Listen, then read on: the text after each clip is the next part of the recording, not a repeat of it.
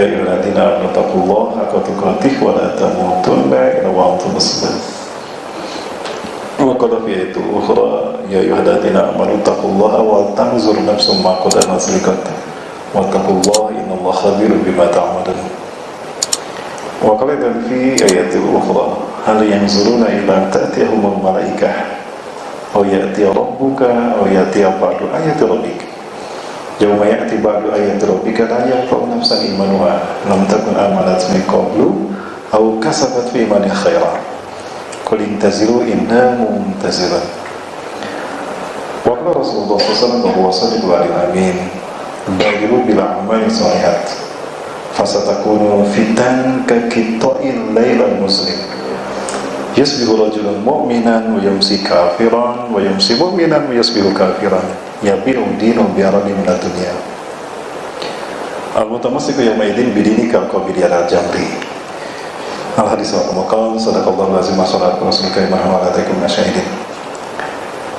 Yang saya hormati Kepala BPJS Ketenagakerjaan Bandung Suci Pak Suhedi, dan juga yang saya hormati staf dari Pak Suhedi, staf dari Bapak Kepala BPJS Bandung Suci, yang saya hormati DKM Al-Mutakin BPJS Bandung Suci Tanggadan, dan juga saya hormati para pejuang amal soleh, Bapak Ibu sekalian, karyawan-karyawati BPJS. Bagaimana kabarnya, sehat? Alhamdulillah. Ya, wahaikum bitahiyatil Islam. Assalamualaikum warahmatullahi wabarakatuh. Merupakan sebuah kehormatan bagi saya pribadi bisa hadir di sini, ya. Dulu pertama hadir saya ke sini lagi ngurus BPJS, Pak. 1 tahun yang lalu saya ke sini, Pak. Oh, bukan 1 tahun yang lalu, sudah lama sekali. Saya hadir ke sini bersama istri saya. Dan saya duduk di sebelah sana, Pak. Ya, menunggu antrian pelayanan di sini. Subhanallah. Takdir Allah begitu indah. Sekarang malah saya harus ceramah di sini. Baik. Ini merupakan sebuah kehormatan bagi saya pribadi bisa hadir diundang di sini, ya. Jadi sungguh indah takdir Allah itu. Maka itu saya syukuri. Ini merupakan sebuah kehormatan bagi saya pribadi bisa silaturahmi di sini. Salam dan salam dilimpahkan pada uswah dan kedua kita Rasulullah Muhammad sallallahu alaihi wasallam, Nabi dan Rasul yang diutus ke tengah-tengah kita membawa sederet keutamaan. Maka berbahagialah kita menjadi umat Nabi Muhammad. Kenapa demikian? Pertama, pahala ibadah kita dilipat gandakan 10 kali lipat. Ya, ketika kita membaca Quran, 1 huruf saja dibalas 10 kali lipatnya. Ya, apalagi kalau 1 halaman, apalagi kalau 1 juz berhari, one day one juz, luar biasa. Nah, kemudian sholat kita dibalas 10 kali lipat. Walaupun kita hanya 5 kali sehari semalam sholat, dicatatnya 50 kali. Karena Allah menyatakan, ya Muhammad, ini idza qadaitu syai'an fil lauhil mahfuz lam ughayir abadan. Hai Muhammad, jika aku sudah menetapkan satu urusan di lauhul mahfuz, aku tidak akan merubah selamanya. Innalaka fil khamsati khamsin. Bagimu walaupun cuma 5 kali, pahalanya tetap 50. Maka dari itu kalau tidak sholat 1 kali sama dengan tidak sholat 10 kali, ya. Baik, kemudian yang paling menggembirakan lagi bagi kita, Bapak Ibu sekalian, bahwa ternyata jatah surga kita paling banyak dibandingkan umat Nabi yang lain, ya. Bapak Ibu mau masuk surga? Yang jawab sedikit, memang surga peminatnya sedikit. Bapak Ibu mau masuk surga? Kompak surga. Baik, dah hafal nama-nama surga? Wah, hati-hati Bapak Ibu, pengen masuk surga gak hafal nama surga, nanti salah alamat kayak Ayu Ting Ting nanti.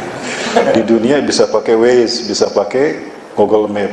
Di padang mahsyar nggak ada Waze, nggak ada Google Map, ya Bapak Ibu. Baik, yang pertama surga apa Bapak Ibu? Firdaus. Pak, di seluruh dunia Bu, saya tanya pasti jawabnya Firdaus dulu. Baik, setelah Firdaus paling bawah, di bawahnya? Nah, jangan-jangan hafalan neraka nih nama surga. Firdaus, kemudian Darussalam yang kelima, Mas. Di bawah Firdaus ada surga Aden. Di bawah Aden ada Naim. Di bawah Naim ada Ma'wa. Di bawah Ma'wa ada Darussalam. Di bawah Darussalam ada Darul Maqamah. Paling bawah Baitul Ma'mur. Di bawah Baitul Ma'mur ada lagi, ada Al-Mutakin, ya sama.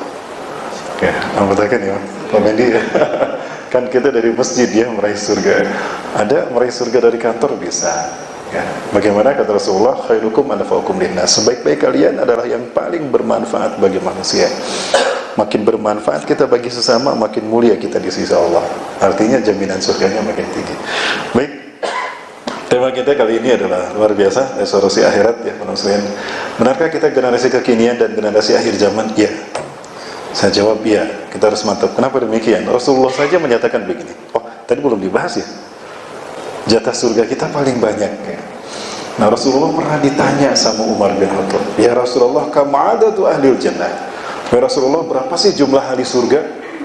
Rasulullah enggak menyebut dalam satuan person, tapi dalam satuan baris. Ya. Cuma rasionya dari 1000 orang di neraka, 1 orang di surga. Di neraka ada 1 juta, di surga baru 1000. Jadi perbandingannya 1:1000. Jadi kalau data BPJS ini pegang data statistik Jawa Barat apa Indonesia, Pak? Berdasarkan data BPJS ini Jawa Barat ada berapa juta, Pak? Ada berapa, Pak? Peserta 2 juta. Mungkin 5 juta, Pak ya. Jawa Barat 5 juta. Berarti cuma 5.000 yang berpeluang masuk surga. Kalau karyawan BPJS ada berapa ribu, Pak? 6.000. Berarti cuma 6 orang, Pak, yang masuk surga. Wah, harus diunding, Pak. Amin, amin, Mas Edi. Ya. Rasionya begitu. Itu cuma rasionya saja. Nah, kemudian Umar bertanya pada Rasulullah, "Ya Rasulullah, kam adadu ahlil jannah?" Berapa sih jumlah ahli surga itu ya Rasulullah? Rasulullah SAW bersabda, "Inna fil jannati ishruna wa mi'ata safin." Sesungguhnya di surga ada 120 saf, ada 120 baris. Walakum minha, dan jatah kalian di surga itu adalah samanuna safin, 80 saf. Oke. Dapat kita bayangkan 80 saf sudah di booking untuk umat Nabi Muhammad. Sisanya berapa, Bapak Ibu? 40 kan? 40 dibagi rata kepada semua Nabi dan Rasul beserta umat mereka. Luar biasa, 2/3 surga sudah di booking sama umat Nabi Muhammad. Ya. Di mana daftarnya? Bisa daftar ke BPJS Bandung Suci. Loh kan tadi Bapak Kepala bilang dang kesini yang orang-orang yang susah kan? Maka orang yang menolong orang yang kesusahan itu pahalanya surga, Bapak Ibu. Ya. Innallaha fi aunil abdi madamal abdu fi aunil akhi. Sesungguhnya Allah ada pada pertolongan hamba. Sesungguhnya Allah akan menolong hambanya selama hamba itu menolong sesamanya. Ya. Nah, Bapak Ibu setiap hari menolong orang yang kesusahan. Setiap hari nanti Bapak Ibu dimudahkan nanti di akhirat. Amin. Ya. Diangkat dulu, Pak. Nanti kita jatuh sama-sama. Nah, kenapa Allah memberikan pahala sehebat itu? Karena kita hidup di zaman penuh dengan fitnah. Kita hidup di zaman yang penuh dengan godaan dan cobaan. Makanya Rasulullah SAW mengatakan, "Badiru bil amali sholih." Bersegeralah kalian beramal soleh. Kenapa demikian? Maksudnya, manfaatkan waktu sebaik mungkin, seefektif mungkin untuk kebaikan. Fasatakunul fitan, karena akan muncul huru-hara kakitoi lail, seperti potongan malam. Berpotong-potong artinya bermacam-macam fitnah yang datang. Ya, dulu fitnah apa nih, Pak? Ya, ada macam banyak fitnah ya. Kemudian ada fitnah pembunuhan ulama ya, sama orang gila, orang yang mendadak gila. Ya, saya kira cuma seleb saja yang mendadak seleb, ada orang yang mendadak gila juga. Dan anehnya yang dibunuh ulama, tidak aparat ya, Bapak Ibu. Nah, kemudian ada fitnah lagi, apalagi pembakaran bendera tauhid. Ya, ada fitnah-fitnah lagi nanti. Ya, yang mana apabila fitnah ini datang akan membuat seseorang berubah akidah dalam sehari. Yusbihu rajulun mu'minan wa yumsi kafiron, paginya beriman, sorenya kafir, sorenya kafir, paginya beriman. Iman dan kafir terjadi perubahannya hanya dalam tempo 1 hari. Kenapa demikian? Ya bi'udinahu bi'aridi minad dunya. Menjual agamanya, akidahnya demi harta dunia. Demi pangkat, demi jabatan, demi gaji bulanan, demi pekerjaan, dia menjual agamanya. Betul Bapak Ibu? Sudah terjadi belum? Sudah. Itu gambaran fitnah ijabah. Baik, saya lupa menyapa MC kita. Bagaimana saya, Pak MC? Alhamdulillah, Pak Ustaz. Alhamdulillah. Ya, ini MC akhir zaman ini karena materi kita akhir zaman.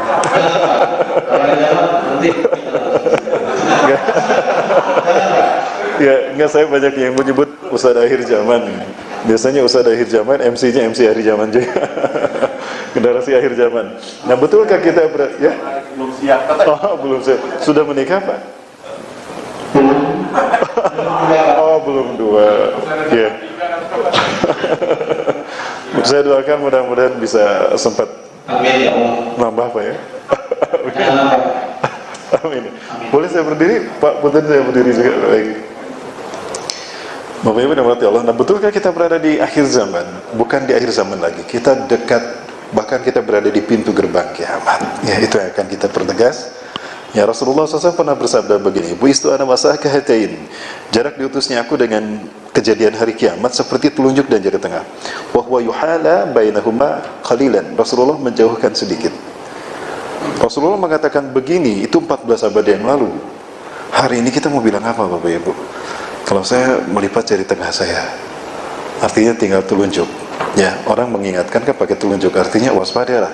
Kita bukan lagi dekat dengan hari kiamat, kita berada di pintu gerbang kiamat. Lalu kenapa kita disebut akhir zaman? Karena setelah kita tidak ada lagi generasi yang lain. Ya. Saya memprediksi umat manusia ini gak akan lebih dari, maksudnya umat Islam, gak akan lebih dari 15 tahun, Pak. Umat Islam. Kok bisa Ustaz memprediksi begitu? Nah, nanti kita hitung sama-sama. Sama-sama kita hitung, ya. Saya yakin Bapak Ibu ini selalu setiap hari menghitung angka. Betul, Bu. Menghitung data. Ya. Saya percaya insya Allah nanti kita sama-sama menghitung. Nah, karena tidak ada lagi generasi manusia setelah kita, tidak ada lagi Nabi dan Rasul setelah kita, karena Rasulullah Nabi akhir zaman, maka kita pun generasi akhir zaman. Nah, pahalanya besar tadi, rasio surganya, peluang surganya besar, karena ujian kita berat luar biasa. Salah satu ujian yang terberat adalah kita akan berhadapan dengan Iblis dan Dajjal. Saya memprediksi kayaknya antara tahun ini sampai tahun 2022 Dajjal akan muncul. Dari mana prediksi saya itu? Baik, jangan kemana-mana, salah satu ini tetap bersama saya. Ya, kita coba sound dulu.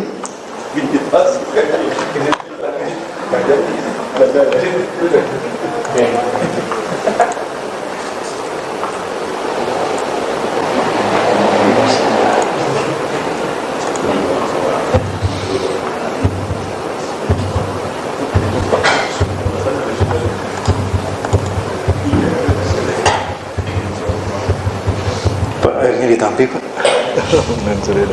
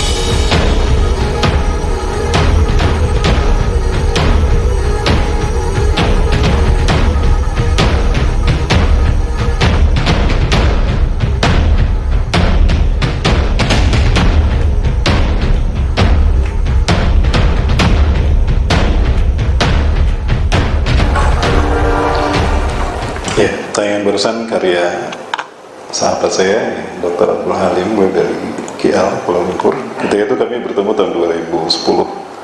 kita ada seminar tentang ekonomi Islam. Namun sampai saat ini kami belum membuahkan hasil secara nasional karena resistensinya luar biasa.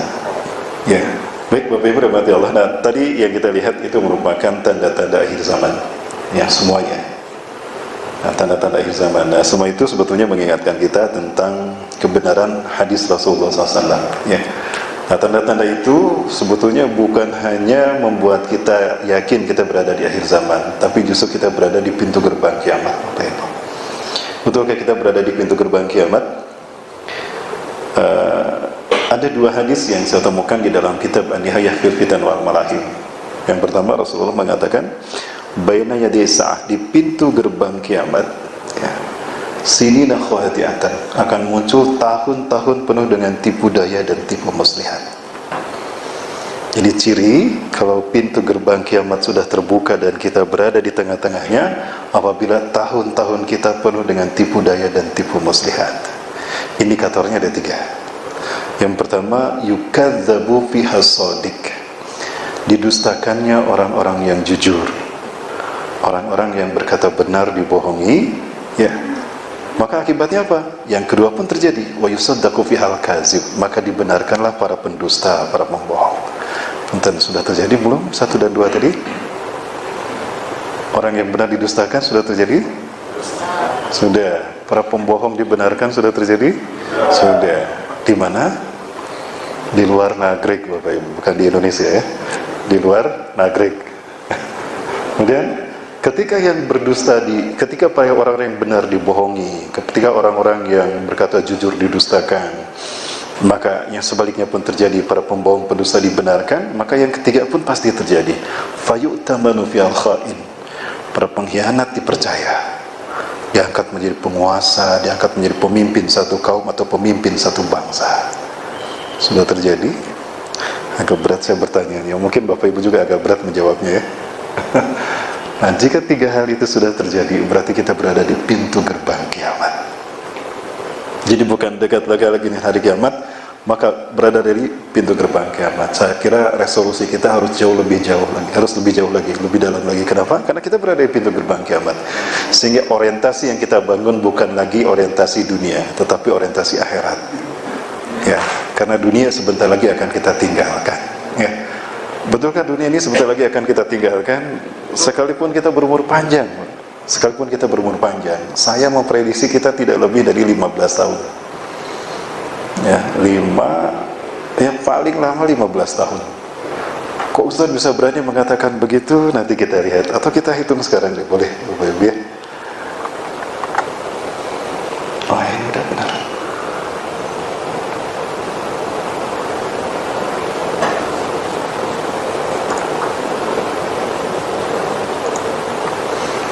Ini ada sebuah hadis dari Rasulullah SAW yang diriwayatkan oleh sahabat yang paling banyak menghafal hadis-hadis akhir zaman. Ya. Nah, dimana Rasulullah SAW di dalam hadis ini memberitahukan kalau dari dari fase zaman beliau diutus sampai nanti kita meninggal dunia, semua orang beriman akan meninggal di sini. Ya, orang beriman hanya akan mengalami 5 fase sejak Rasulullah. Kita nanti di sini tidak ada. Ya. Nah, kiamat nanti terjadi di masa fase yang ke-6, di mana di sini tidak ada orang beriman, tapi orang Islam banyak. Orang Islam banyak, yaitu orang yang tidak punya iman. Orang yang Muslim belum tentu beriman, tapi beriman sudah pasti Muslim. Ya, baik. Nah, hadisnya seperti ini. Ini dari Nu'man bin Bashir radhiyallahu an. Nu'man bin Bashir meriwayatkan beliau mendengar dari Huzaifah bin Yaman radhiyallahu an. Nah, Huzaifah berkata, "Sami'tu Nabi sallallahu alaihi wasallam aku mendengar Nabi sallallahu alaihi wasallam bersabda, takunu nubuwwatu fikum masyaallah wa am takuna summa yarfa'u idza syaa yarfa' summa takunu khilafatan ala minhaji nubuwah summa yarfa'u idza syaa yarfaha summa takunu mulkan adan masyaallah ayakuna summa yarfa'u idza syaa yarfa' summa yakunu mulkan jabariyan masyaallah ayakuna summa takunu khilafatan ala minhaji nubuwah summa sakat." As-sakat bermakna kiamat, ya. Mungkin ini bisa lebih kecil lagi ininya, size-nya supaya ujungnya bisa kelihatan. Baik, tambah lagi baik. Nah, ada angka. adalah kenabian berada di tengah-tengah kalian, keberadaannya atas izin Allah. Kemudian Allah mengangkatnya jika Allah berkehendak untuk mengangkatnya.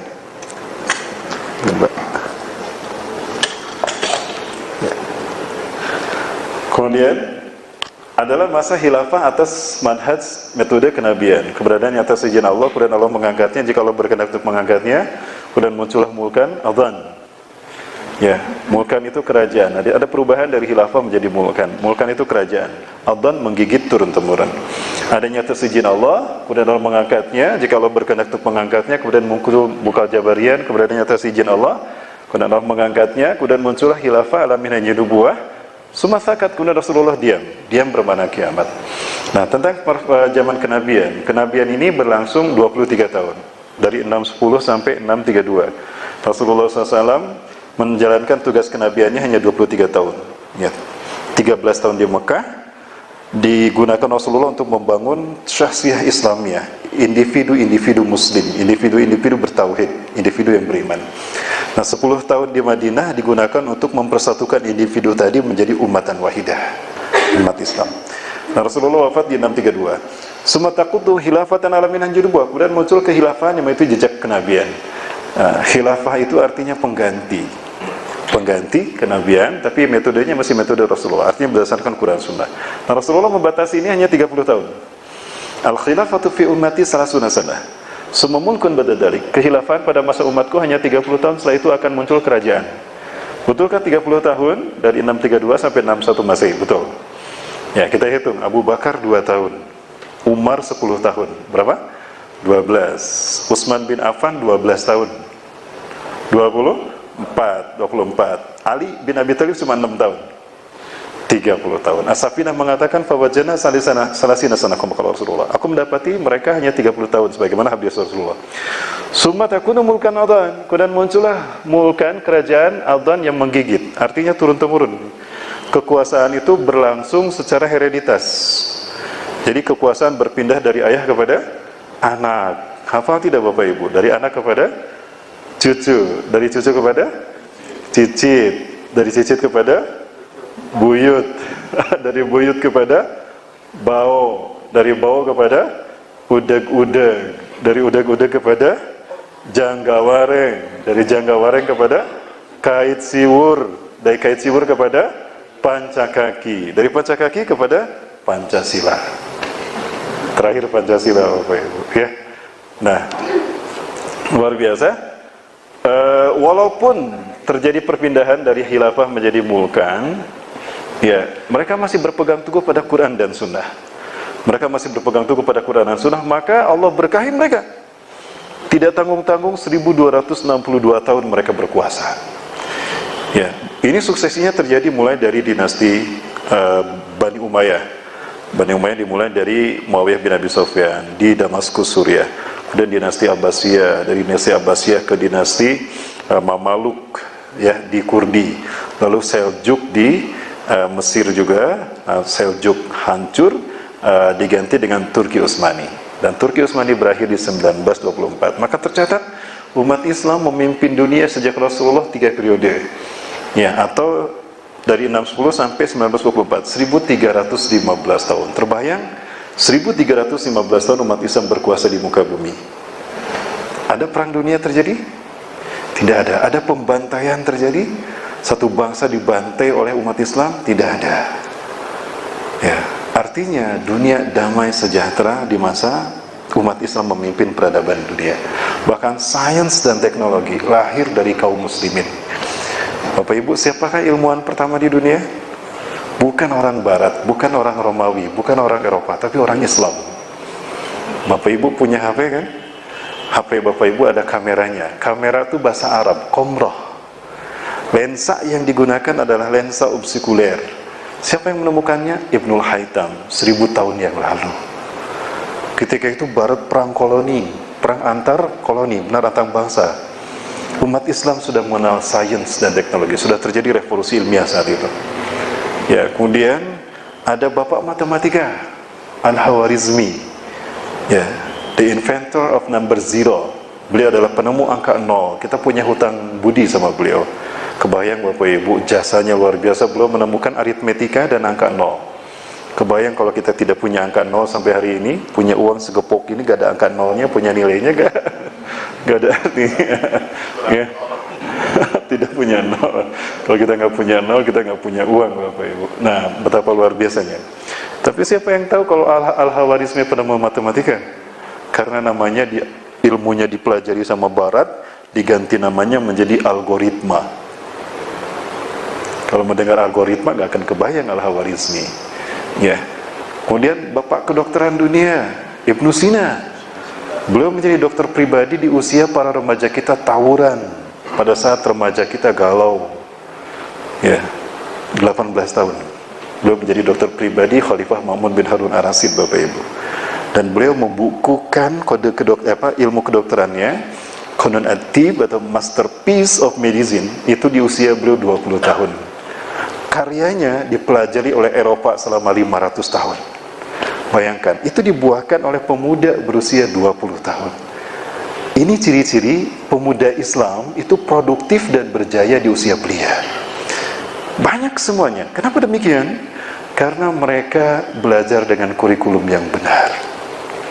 Ya, hafal Quran di usia 10 tahun. 30 juz, Bapak Ibu. Di bawah 10 tahun mereka sudah hafal 30 juz. Kita berapa juz yang kita hafal? Bapak Ibu hafal berapa juz? 30 juz apa juz 30? 30 juz apa juz 30? Juz 30. Gak apa-apa, Bu. Insya Allah bisa masuk surga kok. Ada orang masuk surga hanya karena surat Al-Ikhlas, ya. Ada orang masuk surga karena cinta pada satu surat Al-Ikhlas, sehingga setiap sholat dia selalu membaca surat Al-Ikhlas. Karena dia komandan pasukan, maka dia jadi imam. Setiap jadi imam, maghrib baca Al-Ikhlas, isya baca Al-Ikhlas, subuh baca Al-Ikhlas, sampai jamaahnya, makmumnya bete itu. Ya, pasti baca Al-Ikhlas. Coba aja dijamin baca Al-Ikhlas. Allahu Akbar. Allah tuh kan baca Al-Ikhlas katanya. Ya, tapi ketika ditanya oleh Rasulullah, kenapa kamu melakukan itu sehingga pasukanmu bete? Ya Rasulullah, itu sifat dari sekian banyak sifat Allah. Aku cinta pada surat itu, maka aku baca setiap rakaat salatku. Maka apa kata Rasulullah? Hubbaka iyyaha adkhalakal jannah. Cintamu pada surat Al-Ikhlas menyebabkan kamu masuk surga. Kalau yang dihafal surat cinta, ada jaminan masuk surga? Tidak. Baik, kita ganti surat cinta kita dengan Al-Quran. Ya, surat cinta kita untuk Allah. Baik, Bapak Ibu sekalian yang dirahmati Allah. Nah, hari ini kita hidup di fase yang keempat. Sekarang kita berada di sini, dan kita bukan di awal ataupun di tengah, kita di ujung, Mbak. Sebentar lagi kita masuk ke fase yang kelima. Di fase yang kelima, kita catat iblis sudah tidak bisa berbuat apa-apa. Setan di sini di fase yang kelima sudah tidak bisa menggoda manusia. Ya. Dan Dajjal sudah mati di sini. Di fase yang kelima adalah fase teraman di seluruh dunia. Kenapa? Karena di fase inilah Muhammad bin Abdullah atau Imam Mahdi memimpin dunia. Beliau akan memimpin dunia, kemudian beliau akan menjadikan dunia ini aman sejahtera. Yamlaul arda adlan wa qistan. Beliau akan memenuhi dunia dengan keadilan dan kesejahteraan. Kama muliat zulman wa zauran. Sebagaimana sebelumnya penuh dengan pembantaian, peperangan, manipulasi, wah luar biasa, kriminalitas, kacau dunia. Di masa ini dunia aman sejahtera. Setan tidak bisa menggoda lagi, ya, iblis sudah tidak bisa berkutik, Dajjal sudah mati di sini. Pertanyaannya, kapan ini terjadi? Baik, mau kita hitung Bapak Ibu? Kita hitung ya sama-sama. Ini kan yang pada lelah memang injury time Pak ini. Seharian Bapak Ibu sudah kerja ya, kita sudah limit dengan titik nol ya. Gimana Bapak Ibu lanjut? Ya, kayaknya ada dua hal yang terjadi Pak di sini, antara ngalenyepan sama ngalenyapan Pak. Apa bedanya ngalenyepan dengan ngalenyapan? Ibu-ibu kalau ngalenyepan keluar airnya dari mata. Ya Allah, ternyata saya sudah dekat dengan hari kiamat. Maafkan aku, terima taubatku. Itu ngalenyepan. Kalau ngalenyapan keluar airnya dari sini, Pak. Baik. Nah, ini ada hadis. Biar segar kita baca sama-sama. Kita hitung ya. Berapa lama lagi jatah kita tinggal di dunia? Ya, kita hitung sama-sama. Baik, Bapak Ibu bisa mengikuti saya. An Abi Hurairah. Dari Abi Hurairah radhiyallahu an. Semoga Allah meridhoinya.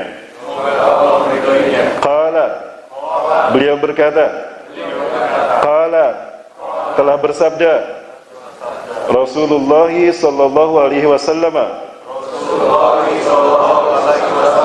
Inna Allah, sesungguhnya Allah, yab'atsu, akan mengutus, min hadhil ummati, dari umatku ini, ala ra'si, setiap kelipatan, kulli mi'ati sanah, 100 tahun sekali, seseorang, yujaddidu, yang akan memperbaiki, dinaha, agamanya. Rawahu, hadis ini diriwayatkan Abu Dawud, oleh Abu Dawud. Ada tambahannya Bapak Ibu, ternyata wa yuballighuhu, dan disampaikan dia hadis itu oleh Ustaz Rahmat Baikuni. Pengen disebut Bapak Ibu. Nah, berdasarkan hadis sahih ini, setelah Rasulullah wafat, setiap 100 tahun sekali akan muncul reformis, akan muncul mujadid. Bukan Nabi, bukan Rasul, tapi mujadid, pembaharu. 100 tahun satu kali. Dia akan memimpin dunia dan akan membuat Islam bersih dari paham-paham sesat. Islam akan bersih dari Syiah, Ahmadiyah, takfiri tidak ada. Semua umat Islam menyatu dalam satu pimpinan Imam Mahdi. 100 tahun satu kali. Baik, abad kejayaan Islam sebelum kita siapa Bapak Ibu? Tadi sudah kita hitung, abad kejayaan Islam sebelum kita adalah Turki Utsmani. Turki Utsmani berakhir di 1924. Berarti 100 tahun kemudian umat Islam akan berjaya. Fase yang kelima. Pertanyaannya, di sini dimulai tahun berapa? 2024. Sekarang 2019 ya Pak ya? 5 tahun lagi. 5 tahun lagi. Nah, sudah mulai keluar angka 5 tahun lagi. Kalau 5 tahun lagi khilafah tegak, berarti 5 tahun lagi Dajjal sudah mati. 5 tahun lagi Dajjal sudah mati kan? Karena di fase ini Dajjal sudah tidak ada. Baik, berarti Dajjal keluar 5 tahun sebelumnya. Artinya di 5 tahun ke depan. Artinya apa?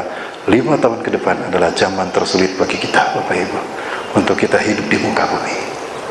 Kenapa? Dapat kita bayangkan, Nabi Adam turun ke bumi itu di tahun 5872 sebelum Masehi.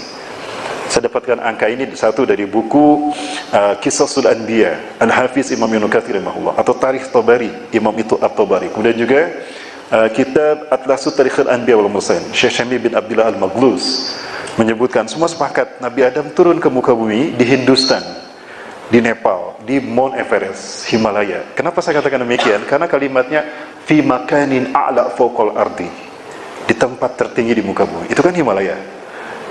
Di Nepal. Nabi Adam turun di Nepal, Siti Hawa turun di Jeddah.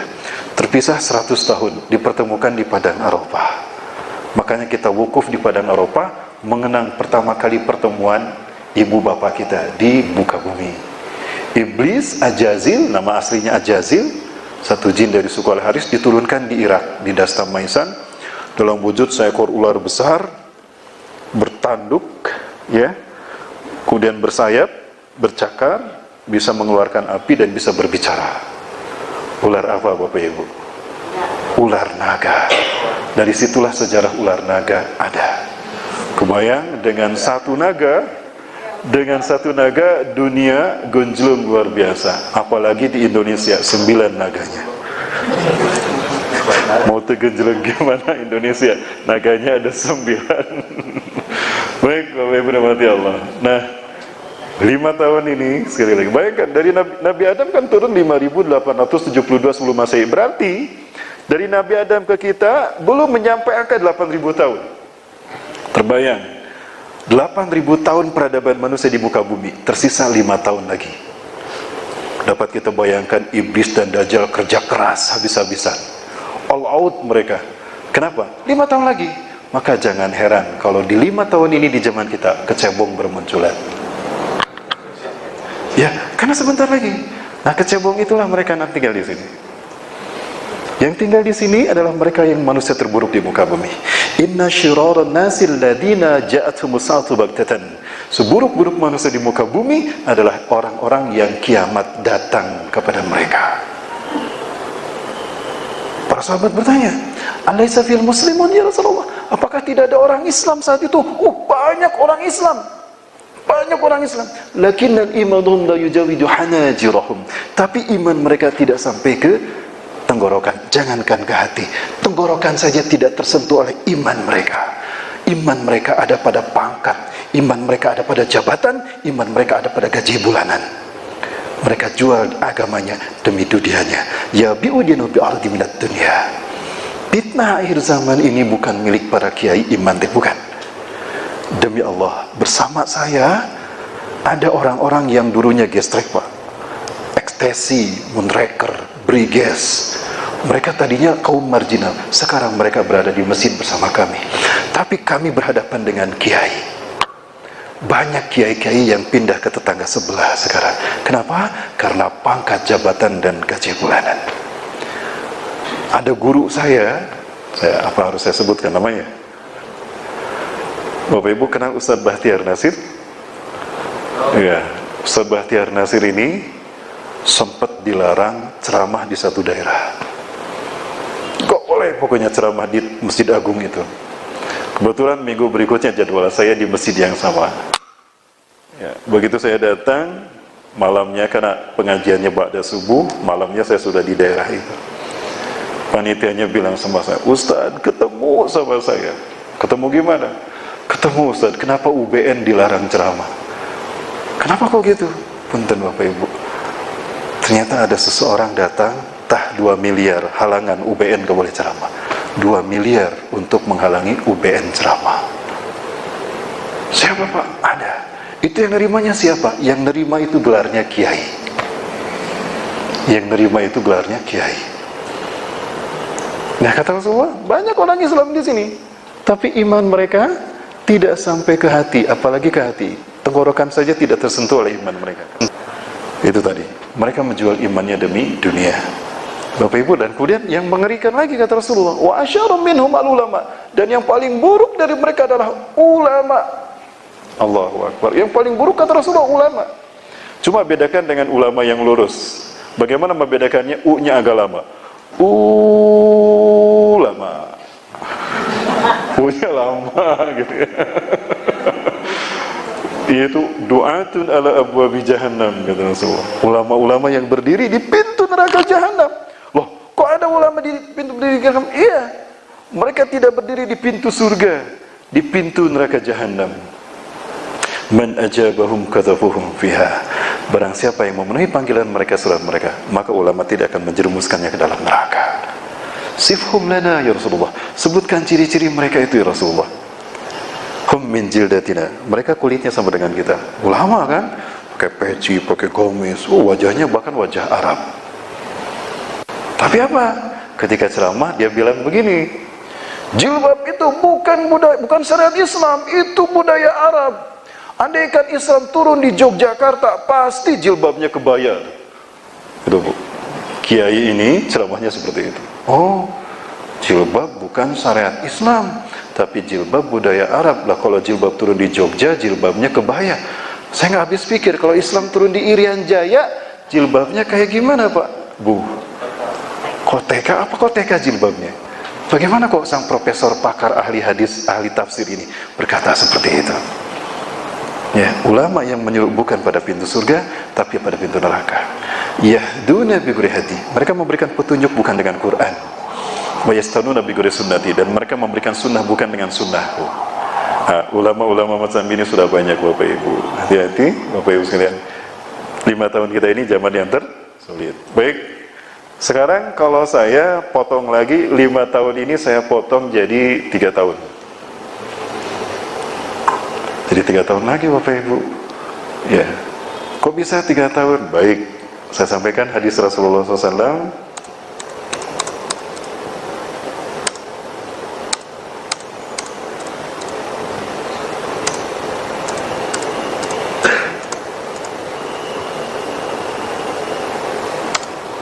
Nah ini. An Abi Umamah anna Rasulullah SAW qala, dari Abi Umamah. Abu Umamah ini adalah pemimpin sahabat Ansar ya, di Madinah. Beliau mendengar Rasulullah bersabda, "Inna qabla khurujid dajjal," Sesungguhnya sebelum kemunculan Dajjal, salasus sanawat syidad, ada 3 tahun tersulit. Ada 3 tahun tersulit bagi kita untuk tinggal di muka bumi, di mana di 3 tahun itu, apa kata Rasulullah? Fiha jau'un syadid. Di 3 tahun tersebut ada kelaparan yang sangat. 3 tahun manusia akan kelaparan di muka bumi sebelum kemunculan Dajjal. Catat Bapak Ibu, 3 tahun. Tadi 5 tahun, sekarang saya persempit jadi 3 tahun. Ya'murullahu as-sama'a fi sanatil ula, Allah perintahkan pada langit di tahun yang pertama, antah bisa sulusa matriha, untuk menahan sepertiga air hujannya. Maka sepertiga hujan tidak turun selama setahun di tahun yang pertama dari 3 tahun ini. Wa ya'murul arda antah bisa sulusa nabatiha, dan Allah perintahkan pada bumi untuk menahan sepertiga tanamannya, maka gagal panen akan terjadi. Ketika saya membaca hadis ini, saya berhusnuzon kepada Menteri Pertanian dan Perdagangan. Kenapa kita impor beras? Oh, Pak Menteri sudah ikut kajian URB tentang akhir zaman, makanya dia memutuskan impor beras. Tapi sayang dari Cina, Bapak Ibu, tidak dari Vietnam atau tidak dari mana, dari Palestina. Palestina berasnya yang terbaik, ya Bapak Ibu. Kemudian wa ya'murul arda an tabisa summa ya'muru sama fi sanati saniyah. Kemudian Allah memerintahkan pada langit di tahun yang kedua, fatah bisa sudusai matriha, maka langit menahan 2/3 airnya. 2/3 air tidak turun ke muka bumi selama setahun, maka hanya 1/3 hujan yang turun. Dan juga wa ya'murul arda fatah bisa sudusai nabatiha, dan Allah perintahkan pada bumi sehingga bumi menahan 2/3 tanamannya. Gagal panen di mana-mana. Dan mengerikan yang ketiga, summa ya'muru sama fi sanati sanisa. Kemudian Allah perintahkan pada langit di tahun yang ketiga, fatah bisa matraha kullah, lalu langit menahan semua airnya. Fala tuktiru kutratum, maka tidak menetes 1 tetes pun air dari langit selama setahun, Bapak Ibu. Tidak ada hujan setetes pun selama 1 tahun. Hitung nanti kalau ada kemarau, wah hari ini gak hujan, contreng, tidak hujan. Hitung Bu ya, nanti 1 kalender itu kalau penuh tidak ada hujan, yakinilah. Kenapa kata Rasulullah? Maka di tahun inilah Dajjal akan muncul. Dajjal akan muncul di tahun ketiga setelah 3 tahun kemarau panjang. Sumayati kauman, Dajjal datang pada satu kaum, kasirum minhum matu bisababil ju'. Banyak di antara mereka mati karena kelaparan. Dajjal datang pada mereka. Kemudian Dajjal berkata, "Matabguna min rabbikum?" Apa yang kalian minta dari Tuhan kalian? Ya. Nadzu ta'aman an ayanzila ta'aman min ilaina. Kasir minna matu bisababil ju'. Kami ingin Tuhan menurunkan makanan karena kami mati, banyak yang mati karena kelaparan. Dajjal bilang begini, mana pundi-pundi makanan kalian? Dikeluarkan tuh, ada yang mengeluarkan magicom, ada yang mengeluarkan baskom, tolombong dan sebagainya. Maka Dajjal menggerakkan kedua tangannya, maka dengan singkat dalam waktu cepat makanan pun ada di tempat-tempat mereka. Maka sujudlah mereka kepada Dajjal, kebanyakan adalah kaum wanita, kaum wanita. Maka kaum itu berkata, pemuka kaum itu berkata, "Intastati an tunazilal ma' minas sama, nasjudu laka rabban lana." Jika engkau bisa menurunkan air dari langit, kami akan sujud menyembah engkau sebagai Tuhan. Kemudian Dajjal ngangkat kedua tangannya. Awan hitam dihalau sama dia. Begitu sampai ada di tengah-tengah kaum tadi, awan hitam tadi, maka Dajjal berkata, "Ya sahab, anzil kula matara indak." Turunkan semua air hujanmu. Maka deras hujan turun menyirami mereka. Sujudlah mereka kepada Dajjal. Dan paling banyak yang sujud adalah kaum wanita. Kemudian datang pada kaum yang beriman, tapi Dajjal tidak mendapatkan apapun. Maka kaum yang beriman itu dibikin kering. Cuma mereka aman. Kenapa? Karena mereka berada di majelis-majelis taklim dan masjid-masjid yang makmur dengan ibadah. Karena malaikat menjaga mereka. Para sahabat bertanya, dengan apa mereka makan dan bertahan hidup ya Rasulullah? Subhanallah, walhamdulillah, wa la ilaha illallah, Allahu akbar. Bapak Ibu, jika kebetulan Dajjal lewat ke sini dan kita sedang pengajian, insya Allah aman kita. Kenapa? Karena pengajian ini akan membuat malaikat turun melindunginya. Di saat Dajjal muncul, masjid-masjid dan majelis taklim akan dilindungi oleh malaikat sehingga Dajjal tidak bisa mengganggu. Maka istiqomah dengan pengajian ini. Ayo pengajian, bisik bunangku Dajjal. Baik, nah itu 3 tahun tersulit. 3 tahun sebelum Dajjal muncul akan ada kekeringan. 3 tahun ya Bapak Ibu. Pertanyaannya, 3 tahun itu dimulai dari kapan? Baik, tadi ini hadis dari Abu Umamah. Sekarang saya sampaikan hadis dari BMKG, Bapak Ibu. Hadis riwayat BMKG, Badan Meteorologi, Klimatologi dan Geofisika. Pernah mendengar BMKG mengkonfirmasi di interval 2019 sampai 2022, sekali lagi, di interval 2019 sampai 2022 akan datang badai El Nino yang membawa hawa panas sehingga dipastikan 3 tahun bumi akan mengalami kekeringan tanpa air. BMKG 2019 sampai 2022. 2019 kapan Bapak Ibu? Sekarang. 3 tahun ke depan. Berarti Dajjal muncul di tahun 2019, 2020, 2021. Pak, saya resign Pak. Dajjal mau keluar. Oh jangan Bapak Ibu. Jangan, kenapa demikian? Apa kata Rasulullah SAW? Siapa yang ketika Dajjal datang, dia ada dalam amal soleh, ada dalam kebaikan, dijamin, dan dia istiqomah dan mati dalam kebaikan itu, masuk surga. Ya, Bapak Ibu melayani manusia, melayani orang-orang yang kesusahan itu amal baik. Itu kata Rasulullah. Khairukum anfa'ukum linnas, sebaik-baik kalian adalah orang yang paling bermanfaat. Kita menebar manfaat, istiqomah dengan itu insya Allah. Ya, itu kita akan husnul khotimah. Jadi istiqomah Bapak Ibu, jangan resign ya. Cuma saya ngasih tahu, ngasih saran, bagi yang belum menikah segera menikah. Karena kalau Dajjal muncul kita nggak akan sempat menikah. KUA tutup semuanya. Mohon maaf, KUA tutup karena berhubung Dajjal akan muncul. Gimana, udah pernah nikah? Udah Pak ya? Ya, Pak MC juga udah nikah katanya, udah berminat untuk mencari yang kedua. Wah, sibuk luar biasa.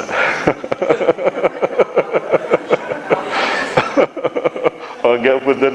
Alhamdulillah enggak kedengar. Alhamdulillah tidak dengar. Baik Bapak Ibu rahmati Allah. Maka pada 5 tahun itulah akan terjadi banyak pembantaian. Bapak Ibu rahmati Allah. Saya terus terang sampai sekarang saya masih belum melepaskan pikiran saya yang satu ini. Dan ternyata pikiran saya sama dengan apa yang dipikirkan oleh Ustaz Zulkifli Ali. Ya. Bapak Ibu sekalian rahmati Allah, Indonesia ini nampaknya akan menjadi negara yang paling dahsyat kehancurannya. Kok bisa saya prediksi demikian, Bapak Ibu? Mungkin saya tidak bermaksud menakut-nakuti, tapi saya berbagi rasa takut, Bapak Ibu. Saya tidak mau takut sendirian. Ya.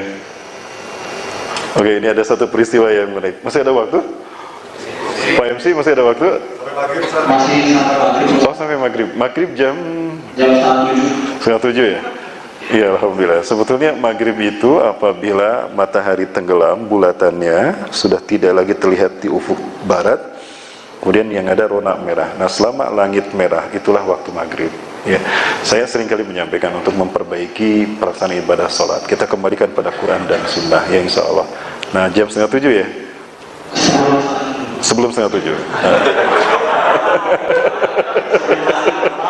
Ya, mudah-mudahan nanti kita bisa menjadi. Bapak Ibu, terus terang saya selalu sholat menggunakan itu karena itu memang sunnahnya. Saya diperingati oleh guru saya dari Palestina ya, kalau mau sholat lihat matahari. Setiap kali kami mengundang mereka di seminar tahun 2010, 2012, mereka mengingatkan kita bahwa waktu sholat di kita ini kecepatan, terutama subuh, zuhur dan asar.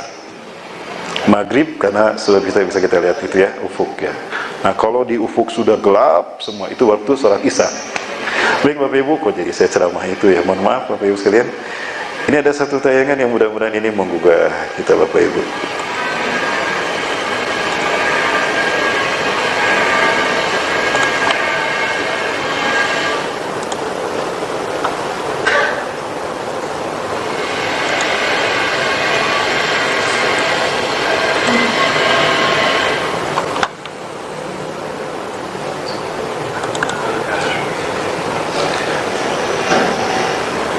Tahun 2015 saya mendapatkan kabar dari NASA, Badan Astronomi dan Geofisika Amerika Serikat. NASA mengkonfirmasi, mereka mengatakan begini, in the future One times the world will be in the darkness all out in 3 days without sun. Suatu saat nanti bumi akan mengalami 3 hari berturut-turut gelap tanpa cahaya matahari. 2015. Nah. 直径400キロの巨大隕石が衝突した時、地球で何が起こるのか。 Pada tahun 2015 itu, mereka menemukan ada sebuah benda langit yang bergerak mengarah ke bumi. シミュレーションを行いました。 Nah, benda langit seperti ini. Pernah mendengar kata Nibiru? Nibiru ini prediksi sebutan mereka. Ada perbedaan dari ilmuwan NASA dengan ilmuwan Jepang. Kalau ilmuwan Jepang mengatakan ini lebih kecil dari bulan, tapi dia GLBB, gelap lurus beraturan, menabrak bumi, sehingga hancur berkeping-keping. Maka saat itu dunia kiamat. Ternyata asumsi ilmuwan Jepang ini keliru. Ya, karena ketika ini terjadi, udah kita manusia tidak ada lagi yang tersisa. 隕石の大きさやその衝突の影響を分かりやすく Kita lihat jatuhnya di mana, Bapak Ibu ya. 地球で衝突があったと仮定しました。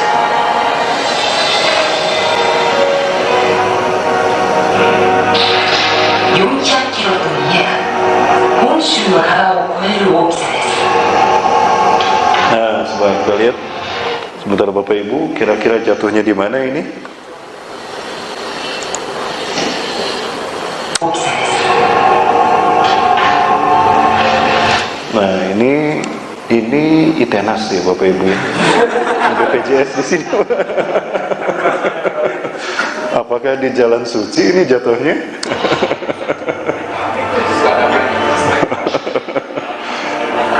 Ini dia. 落下場所は日本の南1500キロの太平洋にしました。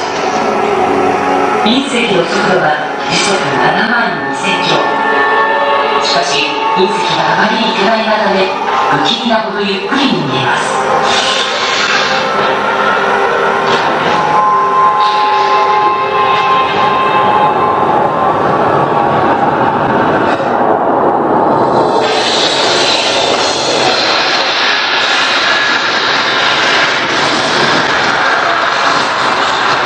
10キロの地殻が丸ごとめくり上げられていきます。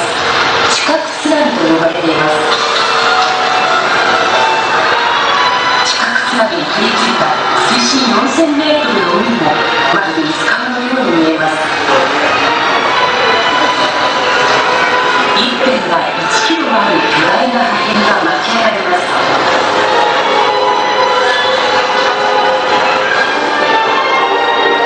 日本列島も粉砕されてしまいます。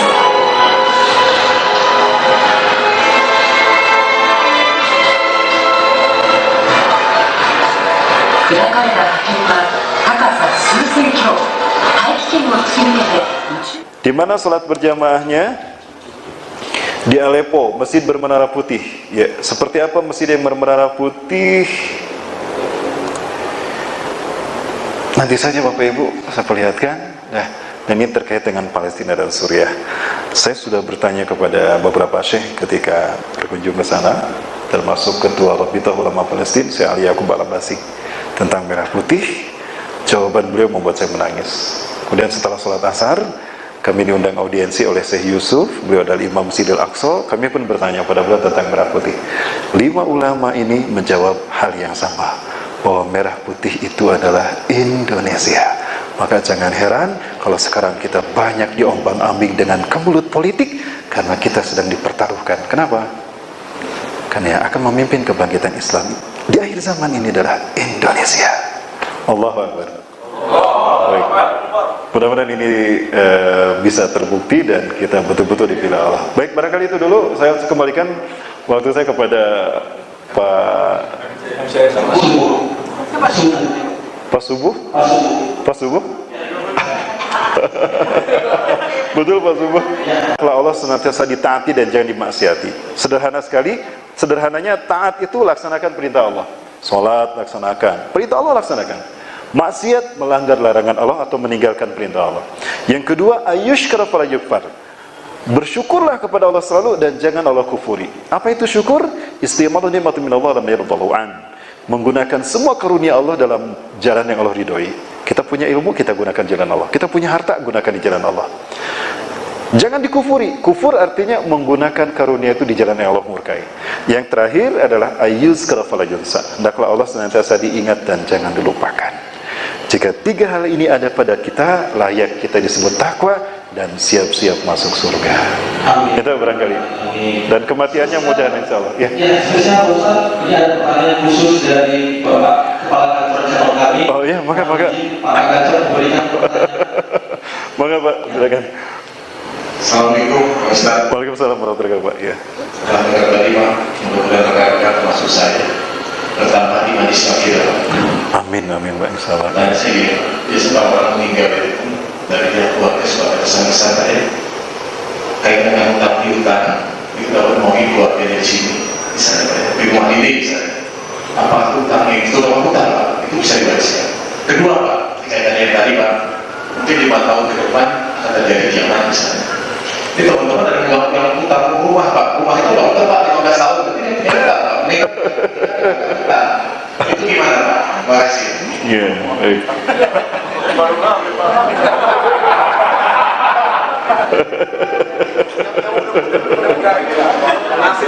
Nasib sebelum 5 tahun gitu. Baik, Bapak Ibu rahmati Allah, apabila seseorang meninggal dunia, maka hal-hal yang belum dia selesaikan itu terwariskan pada ahli warisnya Pak. Dan salah satunya adalah hutang. Maka ketika misalnya yang meninggal itu dia meninggalkan harta waris, maka sebelum warisnya dihitung dan dibagikan, itu langkah pertama adalah kurangi dulu biaya pengobatan di rumah sakit andainya dia sakit. Kedua, kurangi dengan hutang. Ketiga, kurangi dengan wasiat. Wasiat tidak boleh lebih dari 1/3 dan tidak boleh berwasiat kepada ahli waris karena dia pasti akan dapat. Nah, setelah itu dibereskan baru warisan dibagikan. Jadi hutang itu harus dibereskan. Jika ternyata tidak terbayar oleh warisannya, maka ahli warisnya Pak yang berhak bertanggung jawab untuk membayarkan hutangnya. Itu Pak yang pertama. Nah yang kedua, bagaimana yang sekarang punya cicilan mobil atau cicilan rumah? Bapak Ibu, mohon maaf sekali lagi bahwa finansial yang sekarang berkembang ini kapitalisme Pak. Dia bukan sistem yang Allah ridhoi. Maka ketika kiamat terjadi, semua itu dianggap lunas. Bukan kiamat tuh, bukan hanya kiamat. Ketika Islam zohir, andaikan 5 tahun lagi Islam zohir, 2024. Karena salah satu yang dilakukan Nabi Isa adalah dihapuskannya perpajakan dan semua utang sistem finansial kapitalisme. Maka dengan sendirinya kita akan lunas. Dianggap lunas. Kalau gitu saya mengambil rumah lagi, oh jangan. Kebisi berat Pak. Itu Pak, jadi dengan sendirinya. Karena yang akan dihapuskan satu, sistem perbankan kapitalis, sistem finansial kapitalisme yang penuh dengan riba dan cicilan itu. Yang ketiga juga perpajakan akan dihapuskan oleh Nabi SAW. Bahkan akan disedekahkan, sehingga akan ada harta dibagi-bagikan. Karena ketika Imam Mahdi muncul, saking damainya, tidak ada yang menerima zakat Pak. Kita akan kaya raya insya Allah nanti. Maka tidak ada lagi yang berhutang Pak ketika Islam berjaya. Karena Imam Mahdi akan membagikan semua harta. Sampai Rasulullah mengatakan, tidak ada orang yang menerima zakat karena semuanya sudah kaya raya. Jadi gak akan ada yang berhutang Pak nanti Pak. Nanti insya Allah kita lunas Mas. Cicilannya. Alhamdulillah. Baik, untuk barangkali Pak Suhedi, terima kasih. Baik, closing Bapak Ibu, terima kasih banyak Pak Suhedi dan juga BPJS Tenaga Kerjaan. Mudah-mudahan makin sukses selalu, makin berkah di akhir zaman ini ya, dengan kajian ini, dan mudah-mudahan Allah menjadikan kita husnul khatimah. Terima kasih atas undangannya, dan kita tutup dengan doa. Rabbana zalamna anfusana wa illam taghfir lana wa tarhamna lanakunanna minal khasirin. Allahumma man ahyaytahu minna fa ahyi 'alal imani wal islam wa man tawaffaytahu minna fatawaffahu 'alal imani wal islam. Allahumma inna nas'aluka ridhaka wal jannah wa na'udzubika min syahhatika wan nar. Rabbana atina fid dunya hasanah wa fil akhirati hasanah wa qina adzabannar. Subhana rabbika rabbil izzati amma yasifun. Wassalamu ala mursalin walhamdulillahi. Assalamualaikum warahmatullahi wabarakatuh.